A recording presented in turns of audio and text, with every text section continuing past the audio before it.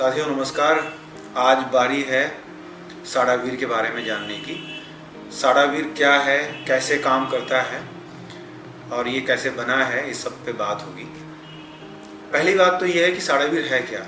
जैसा कि आपका पैकेट पे लिखा होता है कि ये जैविक उपज वृद्धि कारक है, या आम भाषा में कहें तो जैविक खाद है। तो खाद जनरली आप लोग जब खेतों में लगाते हैं दो प्रकार की खाद होती है, एक रासायनिक खाद होती है, एक जैविक खाद होती है। रासायनिक खाद वह होती है जिसमें आप यूरिया है, रासायनिक खाद है, या एनपीके वगैरह जो आप इस्तेमाल करते हैं, डीएपी वगैरह, वो सब रासायनिक खादें हैं। जैविक खादों में आप लोग लगाते हैं, एक तो ये जो आपका जो घर का गोबर होता है, कूड़ा कचरा होता है, वो भी जैविक है क्योंकि वो जैविक पदार्थों से बना है।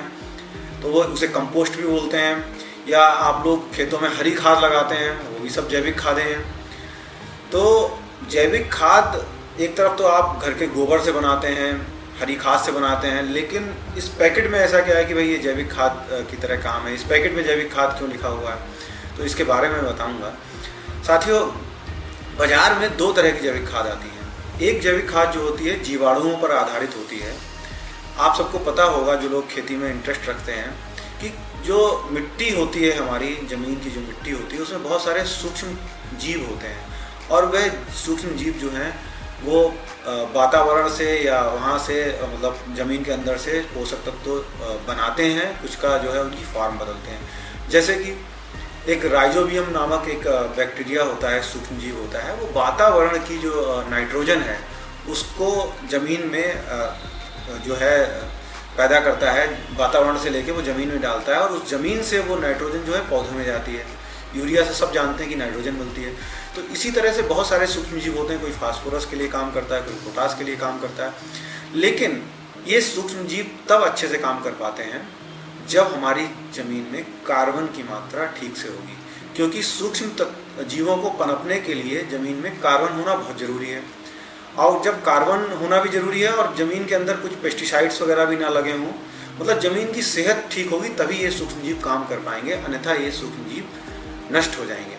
तो जो जीवाणुओं पर आधारित जो खाद है वो उतना सक्सेसफुल नहीं है जैविक खादों में। गवर्नमेंट ने भी निकाली है और बहुत सारी कंपनीज निकालती हैं, वो इसलिए सक्सेसफुल नहीं है क्योंकि उसको हमें ठीक से हैंडल करना चाहिए। क्योंकि जीवाणुओं का एक खास टेम्परेचर होता है, खास पीएच होता है। ज़मीन में अगर वो इन्वायरमेंट हमने जीवाणुओं को नहीं दिया तो वो जीवाणु नहीं पनप पाते हैं, और जब जीवाणु नहीं पनप पाते हैं तो वो काम नहीं करते हैं। दूसरी तरफ जो अपना साडावीर है, इसमें वो तत्व हैं जो जीवाणु खेत में बनाते हैं, वही तत्व जीवाणुओं द्वारा या किसी अन्य प्रक्रिया द्वारा लैब में बना लिया जाता है, फैक्ट्रियों में बना लिया जाता है।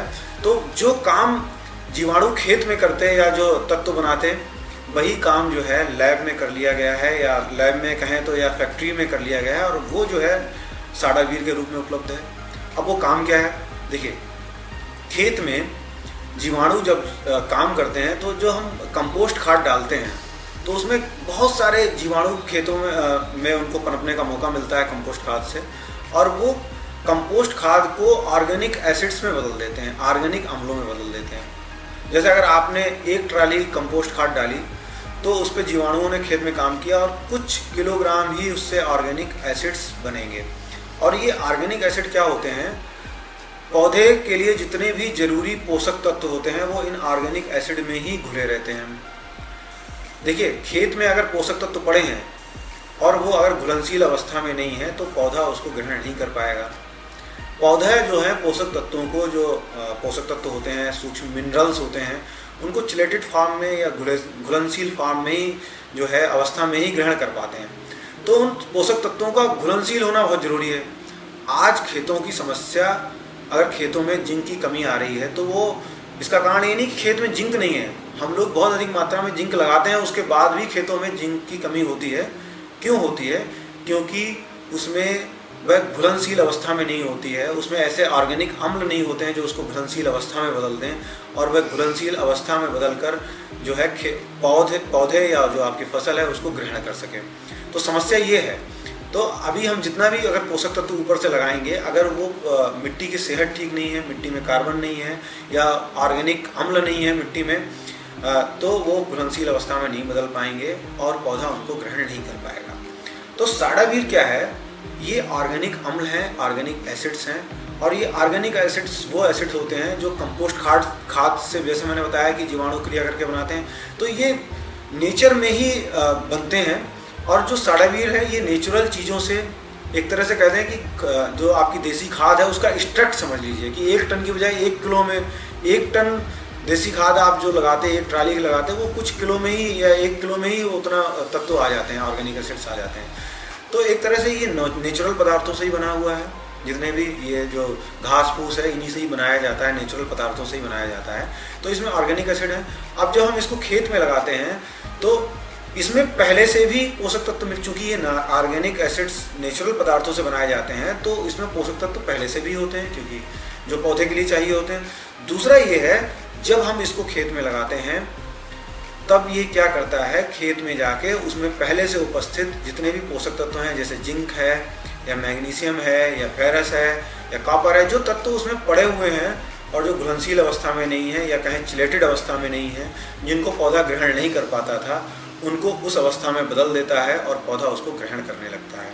जब पौधा पोषक तत्वों को ठीक से ग्रहण कर पाता है तो उसके अंदर ताकत आ जाती है, पौधा अच्छे से ग्रो करने लगता है, फसल आपकी अच्छी हो जाती है, और फसल अच्छी हो जाती है, उत्पादन बढ़ जाता है। तो बेसिकली ये कोई अलग का काम नहीं कर रहा है, ये वही काम कर रहा है जो प्रकृति करती है, नेचर करती है, और इसलिए ये बायो है, इसलिए ये इतना इफेक्टिव है। और इसको जो है सभी फसलों में काम करता है। आप किसी भी फसल में लगाइए, चाहे धान हो, चाहे गेहूँ हो, चाहे गन्ना हो, चाहे सब्जियाँ हो, चाहे आपके फल हों, हर फसल में काम करता है, क्योंकि ये नेचुरल है। मैं ऑर्गेनिक एसिड्स की बात कर रहा था, ऑर्गेनिक अम्लों की बात कर रहा था, जो साडावीर में पड़े हुए हैं, जो खेत में जाके घुलनशील अवस्था में पोषक तत्वों को बदलते हैं। तो इसमें जो है पहला ऑर्गेनिक अम्ल है ह्यूमिक एसिड। ह्यूमिक एसिड, दूसरा इसमें फल्विक एसिड है, कुछ इसमें अमीनो एसिड्स भी हैं। तो जो ह्यूमिक एसिड है वो जो है जड़ों पे बहुत अच्छा काम करता है। उसका काम ये होता है कि आपकी जड़ों की संख्या बढ़ा देगा, जड़ों की बहुत अच्छी ग्रोथ करेगा। और जैसा आप सब जानते हैं कि जब जड़ें अच्छी होंगी तो पौधा अपने आप ही विकसित होगा, अपने आप ही बड़ा होगा। जड़ों से ही ये डिसाइड होता है कि पौधा कितनी ऊंचाई तक जाएगा। जैसे ये निर्धारित होता है कि एक मकान कितनी मंजिल तक बनेगा, उसकी नींव पे ही निर्धारित हो जाता है कि कितनी गहरी उसकी नींव है, तो उतना ही बड़ी बुलंद इमारत खड़ी कर सकते हैं। तो वैसे ही एक पौधे में आपकी जो फसल है कितनी विकसित जड़ें हैं, जितनी ज़्यादा विकसित जड़ें होंगी उतना अच्छा जो है पौधा बढ़ेगा। तो ग्रोथ तो देता ही है भाई, पूरा ओवरऑल उसकी हेल्थ ठीक करता है। लेकिन इसका ये कि जड़ों की इसमें कुछ खास बात है कि जड़ें बढ़ा देगा, किल्ले बढ़ा देगा, जड़ें और कल्ले खूब बढ़ा देगा। पहले जड़ें बढ़ाएगा। देखिए पौधा जब खेत में लगाते हैं तो सबसे पहले उसकी जड़ें निकलती हैं, जड़ें विकसित होती हैं, और जब जड़ें विकसित हो जाती हैं तब उसमें कल्ले निकलते हैं। और जितने ज़्यादा कल्ले होंगे उतनी ज़्यादा उसमें जो है बालियाँ आएंगी, या उतनी ही ज़्यादा अगर गन्ना है तो उतनी ज़्यादा गन्ना मिलेंगे। तो कल्लों की भी बहुत इंपॉर्टेंट है और जड़ों का भी बहुत इंपॉर्टेंट है। तो ये दोनों काम बढ़ा देगा। दोनों काम जो है में दोनों चीज़ों में अच्छा है, कल्लों निकलने के लिए भी अच्छा है, जड़ों के लिए भी अच्छा है। और दूसरा काम ये है कि ये ज़मीन के अंदर नमी बनाए रखता है। अगर इसके आप इस्तेमाल करेंगे तो मैंने पहले ही कहा कि इसमें कार्बन की जो मात्रा भी होती है, क्योंकि ये ऑर्गेनिक है, मतलब नेचुरल चीज़ों से बना है, तो ये कार्बन की मात्रा बढ़ा देता है ज़मीन में। तो ये एक तरह से सॉइल कंडीशनर है। तो इसका अगर इस्तेमाल करेंगे तो आपको पानी भी कम लगाना पड़ेगा। और दूसरी बात ये था कि मैंने कहा कि ये जड़ और कल्ले बढ़ा देगा साडावीर। उसके बाद क्या होता है, हमारा एक प्रोडक्ट आता है 4G। वो 4G का इस्तेमाल करना है। अब 4G का क्या काम है, 4G किससे बना है? 4G जो है सीवीड से बना हुआ है। एक समुद्री घास होती है, और समुद्र में आप जानते हैं कि सभी तरह के मिनरल्स होते हैं समुद्र में, और वो घास जो समुद्र के अंदर उगती है वो सारे मिनरल्स को अवशोषित कर लेती है। और उस घास में कुछ ऐसे हार्मोन्स होते हैं जो पौधे की जिब्रेलिन और कई तरह के जो पादप हार्मोन जिनको बोला जाता है, प्लांट ग्रोथ प्रोमोटर जिनको बोला जाता है, जो पौधे को वृद्धि करने में सहायता देते हैं। तो सीवीड के अंदर बहुत सारे प्लांट ग्रोथ हार्मोन्स होते हैं। तो 4G जो हमारा प्रोडक्ट है उसमें सीवीड है और प्लांट ग्रोथ हार्मोन्स हैं, नेचुरली तरीके से पड़े हुए हैं। तो जो कल्ले ज़्यादा निकले, अब आपने उसकी स्प्रे कर दी तो वो कल्लों को ग्रोथ दे देगा, उसको लंबाई दे देगा। और जब कल्ले विकसित हो जाएंगे तो आप लोगों ने देखा होगा, जैसे धान है तो धान में अगर एक पौधे में 20 कल्ले निकले या 25 कल्ले निकले तो हो सकता है कि 4-5 कल्ले या 8-10 कल्ले छोटे रह जाते हैं, तो उसमें बाली नहीं आती। अगर सारे कल्ले बड़े हो जाएंगे तो सब में बाली आएगी, तो आपका उत्पादन बढ़ेगा। ऐसे ही गन्ना है, गन्ने में आपके कल्ले ज़्यादा हो गए लेकिन अगर वो ज़्यादा जो निकले हुए कल्ले अगर बढ़े नहीं, गन्ने में बदले नहीं, तो आपके ज़्यादा कल्ले का कोई फ़ायदा नहीं है। तो आप जैसे ही आप 4G लगाएंगे तो आपके जो छोटे छोटे कल्ले जो आपने साड़ावीर जड़ पे लगाया था, जो कल्ले निकल आए थे, वो कल्ले उनकी ग्रोथ हो जाएगी, वो पूरा जो है विकसित अवस्था में पहुंच जाएंगे। तो आप जब इन दोनों का इस्तेमाल करें तो जाहिर सी बात है कि आपका उत्पादन बढ़ेगा ही बढ़ेगा। अब बात हो रही है फंगस फाइटर की। देखिए, फंगस फाइटर का जो है हमने स्लोगन दिया है कि फंगस को दूर भगाए और उत्पादन भी ज़्यादा लाए।